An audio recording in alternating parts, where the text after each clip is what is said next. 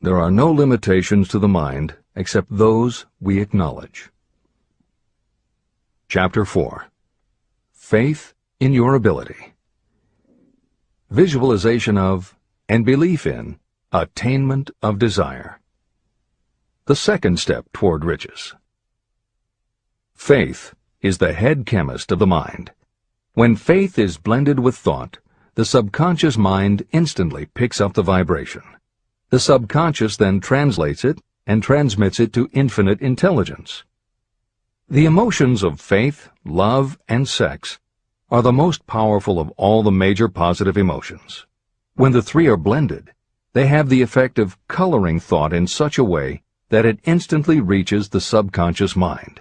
There, it is changed into a form that induces a response from infinite intelligence. Editor's comments. In the preceding paragraph, Napoleon Hill uses two terms, faith and infinite intelligence, both of which may convey to the reader a religious connotation that Hill did not intend. The following will define the meaning of the words as Hill uses them in the following chapter. In modern usage, the word faith has become almost interchangeable with religious belief, which is not the way Hill uses the word. Faith, as it is used here, means having confidence, trust, and an absolute unwavering belief that you can do something. And in order for you to have faith in yourself as Hill means it, it has to be true on a subconscious level. If you have a nagging doubt in the back of your mind, or if you are just going through the motions of pretending you believe, it won't work, because your subconscious will know your doubts. Unless you have absolute total confidence, unless you are convinced without question, then you don't have faith.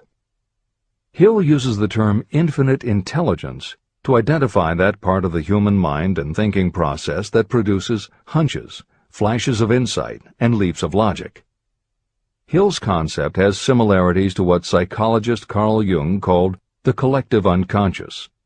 And on another level, it is very close to what contemporary psychologists refer to as working in the flow state, or being in the zone. Infinite intelligence is discussed in greater depth in later chapters. Hill also uses another term, the subconscious mind, that should be commented on before the reader proceeds with this chapter. Although there are differing schools of thought, in general modern psychology developed from the pioneering work of Sigmund Freud and Carl Jung.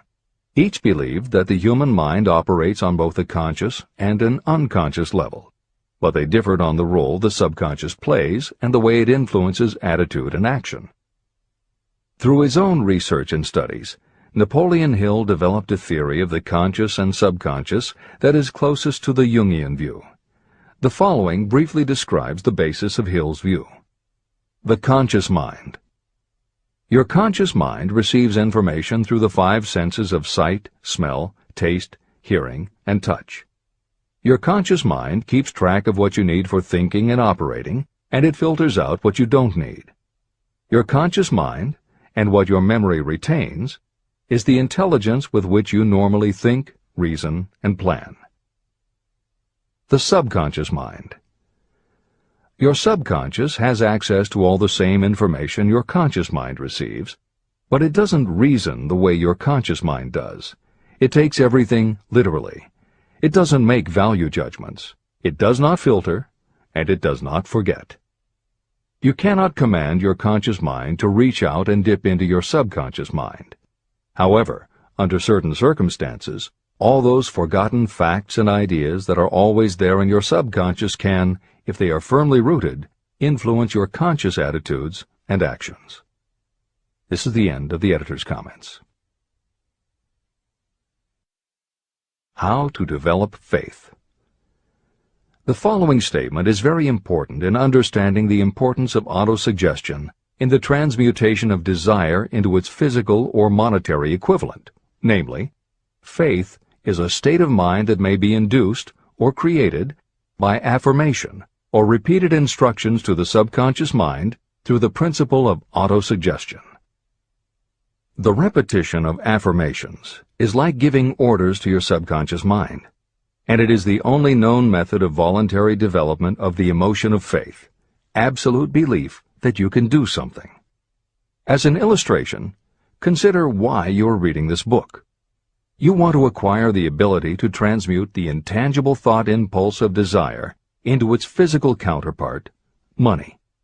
By following the instructions laid down in the later chapters on autosuggestion and the subconscious mind, you will learn techniques to convince your subconscious mind that you believe you will receive that for which you ask.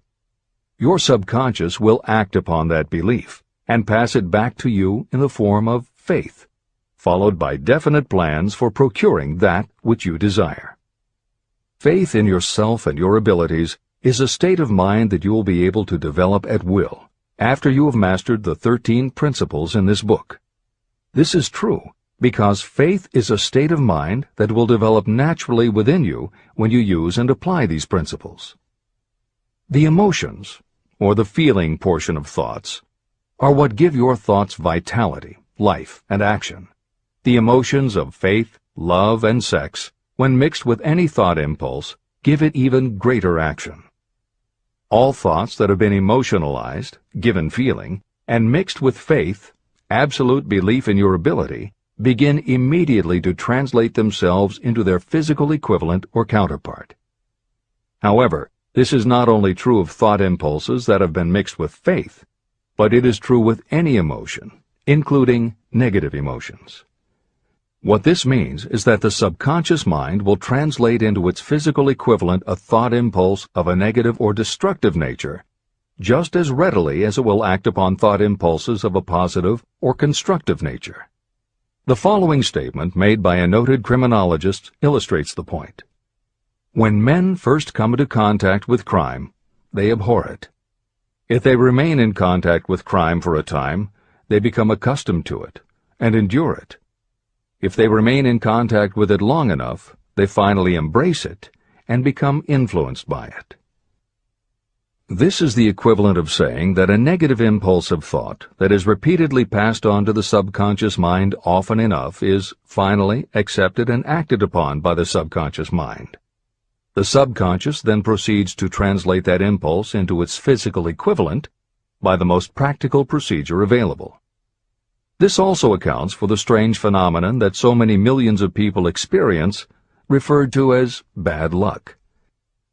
There are millions of people who believe themselves doomed to poverty and failure because of some strange force they call bad luck, over which they believe they have no control.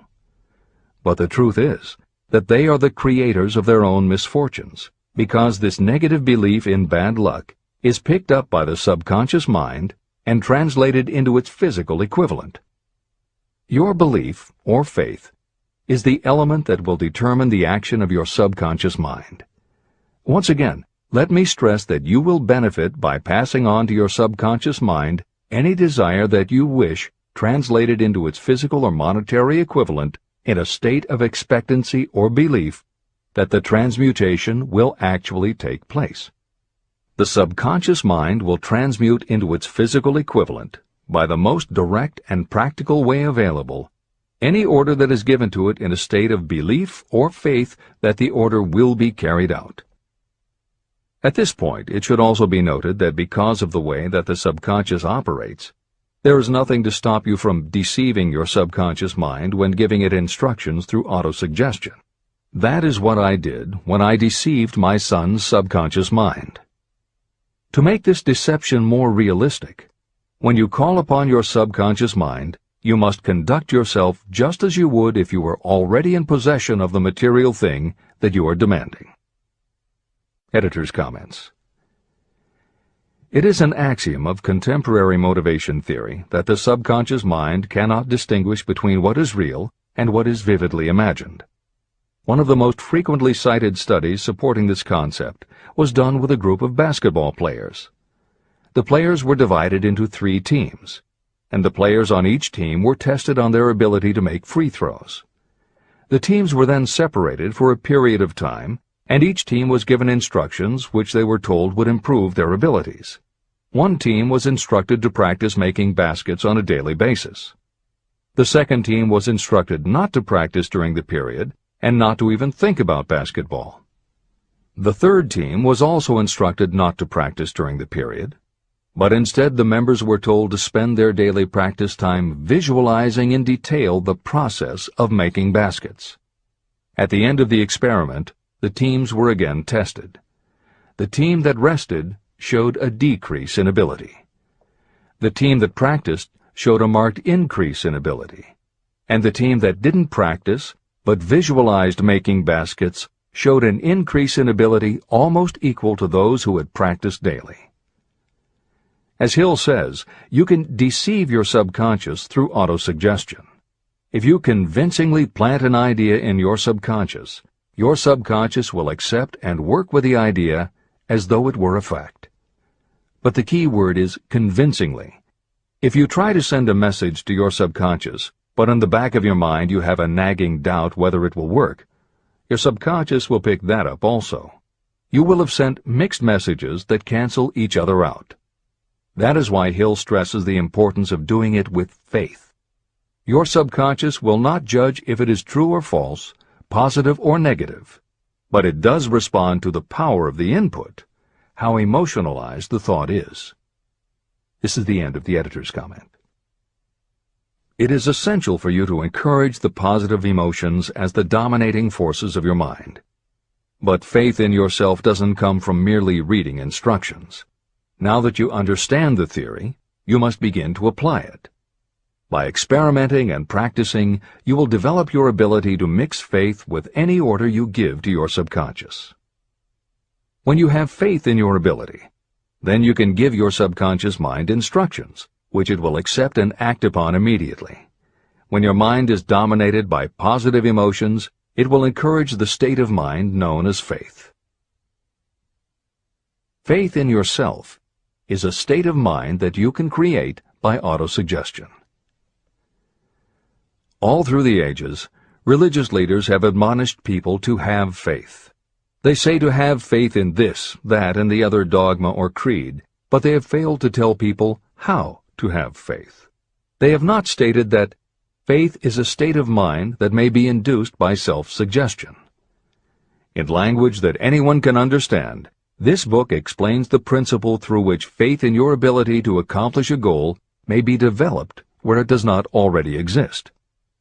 Before we begin, you should be reminded again that faith is the eternal elixir that gives life, power, and action to the impulse of thought. Faith is the starting point of all accumulation of riches. Faith is the basis of all miracles and of all mysteries that cannot be analyzed by the rules of science. Faith is the only known antidote for failure. Faith is the element that, when mixed with desire, gives you direct communication with infinite intelligence. Faith is the element that transforms the ordinary vibration of thought created by the human mind into the spiritual equivalent. Faith is the only way the force of infinite intelligence can be harnessed and used. The magic of self-suggestion. It is a fact that you will come to believe whatever you repeat to yourself, whether the statement is true or false. If you repeat a lie over and over, you will eventually accept that lie as truth. Moreover, you will believe it to be the truth. You are what you are because of the dominating thoughts that you permit to occupy your mind. Thoughts that you deliberately place in your own mind and encourage with sympathy, and with which you mix any one or more of the emotions, constitute the motivating forces that direct and control your every movement, act, and deed. The following sentence is a very significant statement of truth. Thoughts that are mixed with any of the feelings of emotions become like a magnetic force, which attracts other similar or related thoughts. A thought that is magnetized with one of the emotions may be compared to a seed. When it is planted in fertile soil, it germinates, grows, and multiplies itself over and over again. What was originally one small seed becomes countless millions of seeds of the same kind. The human mind is constantly attracting vibrations that are in sync with whatever dominates the mind. Any thought, idea, plan, or purpose that you hold in your mind attracts a host of its relatives. Add these relatives to its own force, and it grows until it becomes the prime motivator of the person in whose mind it has been housed. Now, let us go back to the starting point. How can the original seed of an idea, plan, or purpose be planted in the mind? The answer? Any idea, plan, or purpose may be placed in the mind through repetition of thought. This is why you are asked to write out a statement of your major purpose, or definite chief aim. Commit it to memory, and repeat it out loud day after day until these vibrations of sound have reached your subconscious mind. You are what you are because of the dominating thoughts that you permit to occupy your mind. If you choose to, you can throw off any bad influences from your past and build your own life the way you want it to be. For instance, by taking inventory of your mental assets and liabilities, you might discover that your greatest weakness is lack of self-confidence. This can be overcome and translated into courage through the principle of autosuggestion.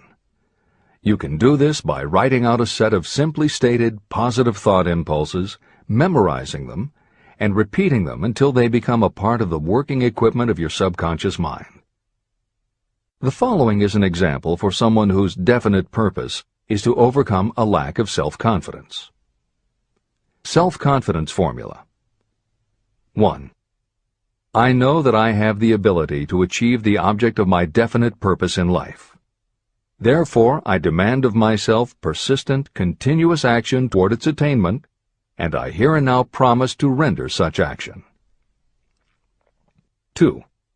I realize the dominating thoughts of my mind will eventually reproduce themselves in outward physical action and gradually transform themselves into physical reality. Therefore, I will concentrate my thoughts for 30 minutes each day, visualizing the person I intend to become. In this way, I will create in my mind a clear mental picture. 3. I know, through the principle of autosuggestion, that any desire I persistently hold in my mind will eventually find some practical means of attaining my objective. Therefore, I will devote 10 minutes daily to demanding of myself the development of self-confidence. 4. I have clearly written down a description of my definite chief aim in life, and I will never stop trying until I have developed sufficient self-confidence for its attainment. 5. I fully realize that no wealth or position can last unless it is built upon truth and justice. Therefore, I will engage in no transaction that does not benefit all whom it affects. I will succeed by attracting to myself the forces I wish to use and the cooperation of others. I will persuade others to help me because of my willingness to help others. I will eliminate hatred, envy, jealousy, selfishness, and cynicism by developing love for all humanity, because I know that a negative attitude toward others can never bring me success.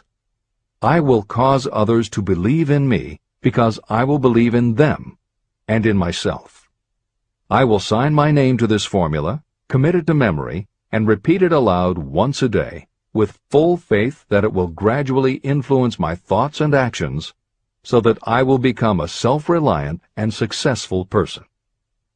Behind this formula is a law of nature that psychologists call autosuggestion or self-suggestion. It is a proven technique that will work for your success if it is used constructively. On the other hand, if used destructively, it will destroy just as readily. In this statement may be found a very significant truth, namely that those who go down in defeat and end their lives in poverty, misery, and distress do so because of negative application of the principle of autosuggestion. All impulses of thought have a tendency to clothe themselves in their physical equivalent. The disaster of negative thinking. The subconscious mind makes no distinction between constructive and destructive thought impulses. It works with the material we feed it through our thought impulses. The subconscious mind will translate into reality a thought driven by fear just as readily as it will translate into reality a thought driven by courage or faith. Just as electricity will turn the wheels of industry and render useful service if used constructively, it will snuff out life if wrongly used. so too will the law of autosuggestion lead you to peace and prosperity, or down into the valley of misery, failure, and death. It depends on your degree of understanding and application of it. If you fill your mind with fear or doubt, and if you do not believe in your ability to connect with and use the forces of infinite intelligence, then you will not be able to use those forces. The law of autosuggestion will take your lack of belief and use that doubt as a pattern by which your subconscious mind will translate it into its physical equivalent. Editor's comments. When you have faith in your ability to accomplish what you want, it not only firmly plants ideas in your subconscious, but it then works to reinforce itself. When you have faith in your abilities, part of what you must have faith in is that it is possible to tap into infinite intelligence. And because you have faith that it will work, your conscious mind won't be resistant. When your conscious doesn't resist, your subconscious mind can send creative ideas to your conscious mind more easily. Then the more you see the power working in your life, the easier it is for you to act on faith the next time. Will it work for you? You will never know unless you relax your resistance and just have faith that it will. This is the end of the editor's comment. Like the wind that carries one ship east and another west, the law of autosuggestion will lift you up or pull you down according to the way you set your sails of thought. The law of autosuggestion, through which any person may rise to altitudes of achievement that stagger the imagination, is well described in the following verse. Observe the words that have been emphasized, and you will catch the deep meaning that the poet had in mind. If you think you are beaten, you are. If you think you dare not, you don't. If you like to win, but you think you can't, it is almost certain you won't. If you think you'll lose, you're lost. For out in the world we find success begins with a fellow's will. It's all in the state of mind. If you think you are outclassed, you are. You've got to think high to rise. You've got to be sure of yourself before you can ever win a prize. Life's battles don't always go to the stronger or faster man, but soon or late the man who wins is the man who thinks he can. Editor's comments. As noted at the beginning of this chapter, the way in which Napoleon Hill uses the word faith is meant to have no religious connotation. However, it would be impossible for Hill to write this chapter without acknowledging the power of religious faith. Therefore, in the following two paragraphs, when Hill discusses Jesus Christ and Mahatma Gandhi as exemplifying the power of faith, he is referring to their personal faith, the absolute trust in his beliefs that Jesus exhibited, and Gandhi's total conviction and confidence in his cause. In this way, they perfectly exemplify thought impulse mixed with faith. This is the end of the editor's comment. If you wish evidence of the power of faith, study the achievements of men and women who have employed it. At the head of the list comes the Nazarene. The basis of Christianity is faith, no matter how many people may have perverted or misinterpreted the meaning of this great force. The sum and substance of the teachings and the achievements of Christ, which may have been interpreted as miracles, were nothing more nor less than faith. If there are any such phenomena as miracles, they are produced only through the state of mind known as faith. Consider Mahatma Gandhi of India, one of the most astounding examples of the possibilities of faith. Gandhi wielded more potential power than any man living in his time, and he had this power despite the fact that he had none of the orthodox tools of power, such as money, battleships, soldiers, and materials of warfare. Gandhi had no money, no home.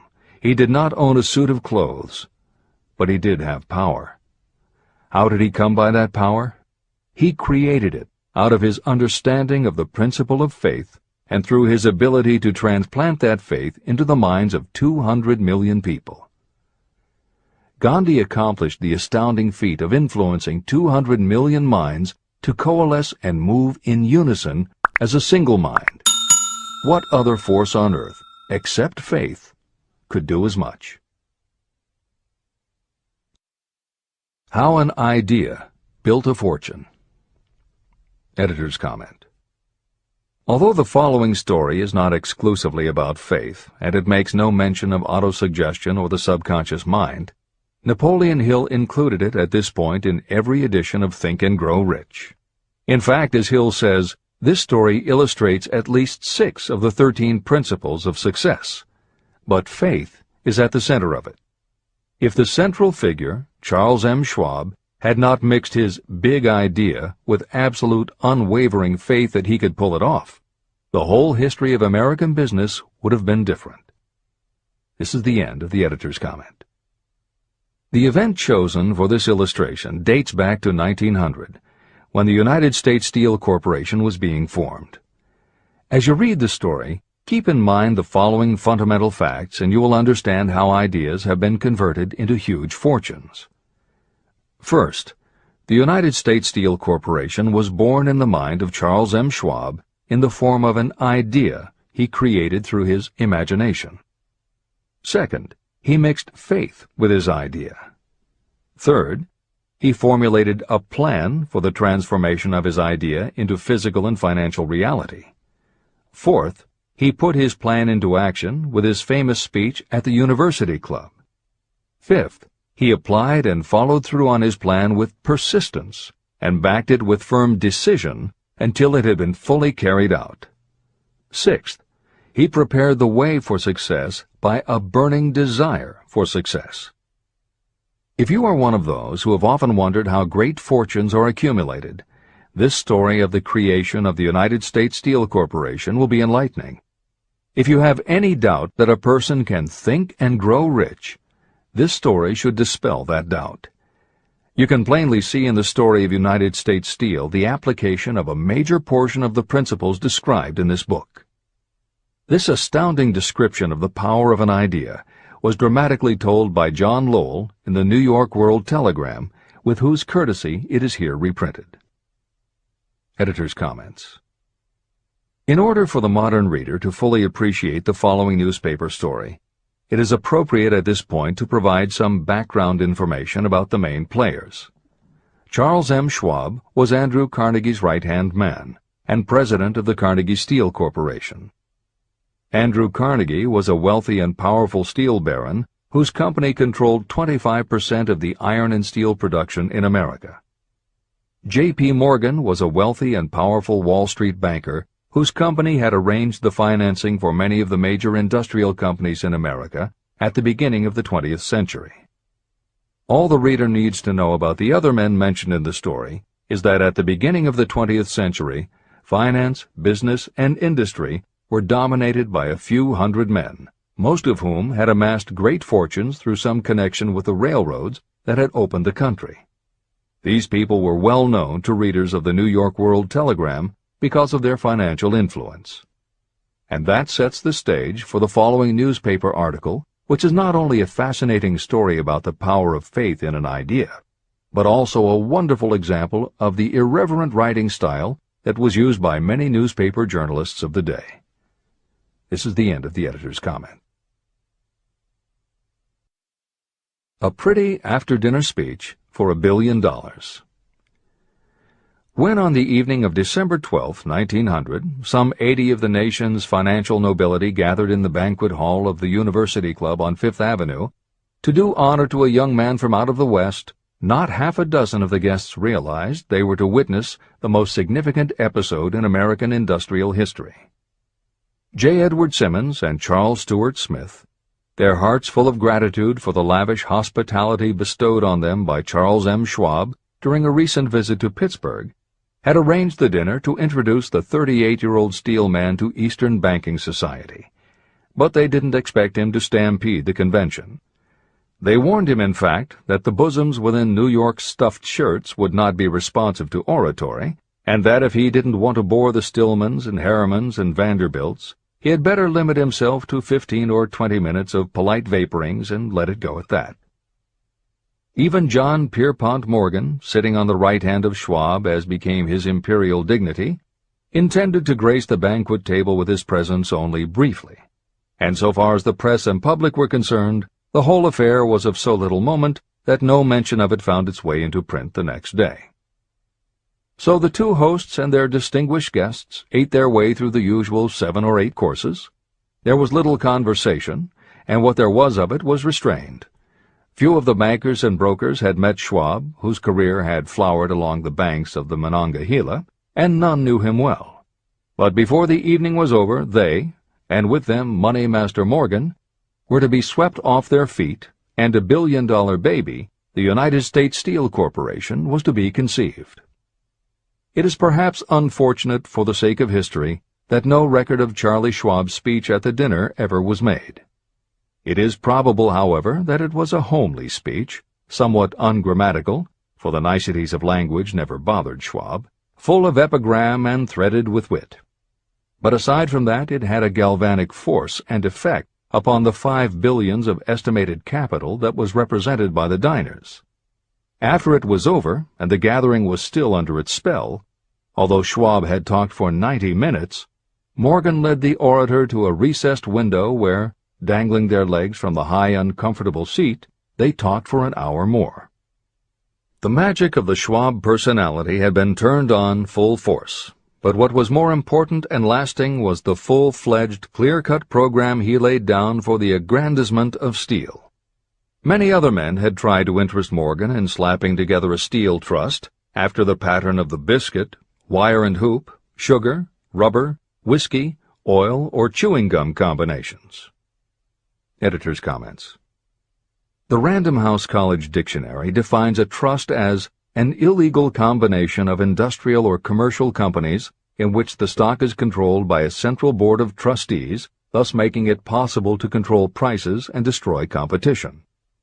Many of America's new industrial companies had grown so quickly that they were not yet profitable. They were saddled with huge debt incurred in raising the capital to finance their rapid expansion, and at the same time they were faced with having to cut costs and slash prices or go out of business. The answer for many was to join up with others in related industries to form what were called trusts or combinations. Although trusts were illegal since the passage of the Sherman Antitrust Act in 1890, companies still tried to find ways to monopolize their industries, and if their efforts weren't technically trusts, they were something very close. The one thing the large company owners who assembled these trusts needed was cash to buy up the many smaller companies they would have to own in order to effectively dominate an industry. J.P. Morgan was the banker who financed many such takeovers. This is the end of the editor's comment. John W. Gates, the gambler, had urged it, but Morgan distrusted him. The Moore boys, Bill and Jim, Chicago stock jobbers who had glued together a match trust and a cracker corporation, had urged it and failed. Elbert H. Gary, the sanctimonious country lawyer, wanted to foster it, but he wasn't big enough to be impressive. Until Schwab's eloquence took J.P. Morgan to the heights from which he could visualize the solid results of the most daring financial undertaking ever conceived, the project was regarded as a delirious dream of easy-money crackpots. The financial magnetism that began a generation ago to attract thousands of small and sometimes inefficiently managed companies into large and competition-crushing combinations had become operative in the steel world through the devices of that jovial business pirate, John W. Gates. Gates already had formed the American Steel and Wire Company out of a chain of small concerns, and together with Morgan had created the Federal Steel Company. But by the side of Andrew Carnegie's gigantic vertical trust, a trust owned and operated by 53 partners, those other combinations were picayune. They might combine to their heart's content, but the whole lot of them couldn't make a dent in the Carnegie organization, and Morgan knew it. The eccentric old Scot knew it, too. Editor's comments. Andrew Carnegie was born in Scotland and came to America when he was just a boy. He made his first move to join the elite group of American tycoons when he quit his job as a bobbin boy in a cotton mill, earning $1.20 a week, and got a job as a telegraph messenger boy. He soon taught himself to operate a telegraph key, which got him hired as personal telegrapher and secretary to the head of the Pennsylvania Railroad. It wasn't long before he'd worked his way up the ranks to superintendent of the Pittsburgh division, which in turn put him in a position to become an early investor in the Pullman Company, which became the leading manufacturer of railway cars. Carnegie's investment in Pullman and some successful real estate ventures gave him the capital to go into business for himself. At the end of the Civil War, Carnegie left railroading and started a company that built iron bridges for railroad companies. From building iron bridges, it was a short step to starting his own steel mill, which led him to acquire control of other steel mills, then his own coal fields to supply his smelters, then his own ore boats and rail lines to haul the ore and coal. Because of Carnegie's vertical integration and his use of the most up-to-date manufacturing methods, he was able to sell top-grade steel at the lowest price. He managed to drop the price of steel from $140 a ton to $20 a ton. By 1899, the Carnegie Steel Company controlled about 25% of the iron and steel production in America. The smaller steel manufacturers couldn't compete with Carnegie, so they went to J.P. Morgan for help. He arranged for the financing, and a wide-ranging alliance was put together of companies that were in the business of manufacturing products made from steel. Part of the deal was that they would not buy steel from Carnegie. Andrew Carnegie was not about to be put out of business by a collection of small companies. He announced that he would buy or build his own manufacturing companies to produce finished goods made of steel. This is the end of the editor's comments, and the New York World Telegram story continues. From the magnificent heights of Skibo Castle he had viewed, first with amusement and then with resentment, the attempts of Morgan's smaller companies to cut into his business. When the attempts became too bold, Carnegie's temper was translated into anger and retaliation. He decided to duplicate every mill owned by his rivals. Hitherto, he hadn't been interested in wire, pipe, hoops, or sheet. Instead, he was content to sell such companies the raw steel and let them work it into whatever shape they wanted. Now, with Schwab as his chief and able lieutenant, he planned to drive his enemies to the wall. So it was that in the speech of Charles M. Schwab, Morgan saw the answer to his problem of combination. A trust without Carnegie, giant of them all, would be no trust at all. A plum pudding, as one writer said, without the plums. Schwab's speech on the night of December 12, 1900, undoubtedly carried the inference, though not the pledge, that the vast Carnegie enterprise could be brought under the Morgan tent.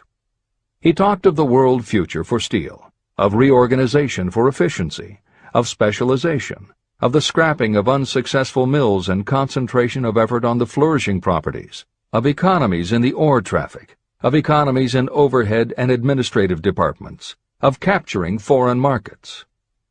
More than that, he told the buccaneers among them wherein lay the errors of their customary piracy. Their purposes, he inferred, had been to create monopolies, raise prices, and pay themselves fat dividends out of privilege. Schwab condemned the system in his heartiest manner. The short-sightedness of such a policy, he told his hearers, lay in the fact that it restricted the market in an era when everything cried for expansion. By cheapening the cost of steel, he argued, an ever-expanding market would be created. More uses for steel would be devised, and a goodly portion of the world trade could be captured. Actually, though he did not know it, Schwab was an apostle of modern mass production. Editor's comments. For J.P. Morgan, all of Schwab's talk about economies of scale and expanding markets meant only one thing. Until that night, it was assumed that Andrew Carnegie would continue building his own manufacturing companies to compete with the steel trusts that Morgan had helped put together. Morgan knew that for Carnegie to do so would require an enormous amount of capital, and Morgan also knew that Carnegie had always been strongly against raising money by selling stock in his company.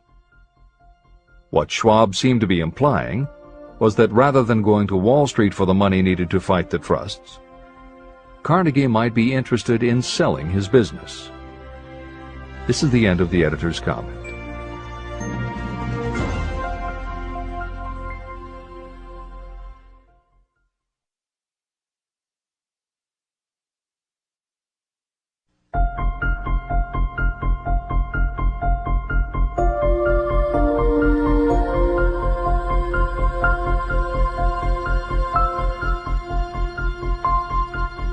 New York World Telegram story continues. So the dinner at the University Club came to an end.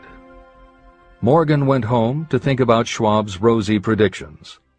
Schwab went back to Pittsburgh to run the steel business for and Carnegie, while Gary and the rest went back to their stock tickers to fiddle around in anticipation of the next move. It was not long coming. It took Morgan about 1 week to digest the feast of reason Schwab had placed before him. When he had assured himself that no financial indigestion was to result, he sent for Schwab, and found that young man rather coy. Mr. Carnegie, Schwab indicated, might not like it if he found his trusted company president had been flirting with the Emperor of Wall Street, the street upon which Carnegie was resolved never to tread. Then it was suggested by John W. Gates, the go-between, that if Schwab happened to be in the Bellevue Hotel in Philadelphia, J.P. Morgan might also happen to be there. When Schwab arrived, however, Morgan was inconveniently ill at his New York home, and so on the elder man's pressing invitation, Schwab went to New York and presented himself at the door of the financier's library. Now, certain economic historians have professed the belief that from the beginning to the end of the drama, the stage was set by Andrew Carnegie, that the dinner to Schwab, the famous speech, the Sunday night conference between Schwab and the Money King, were events arranged by the canny Scot. The truth is exactly the opposite.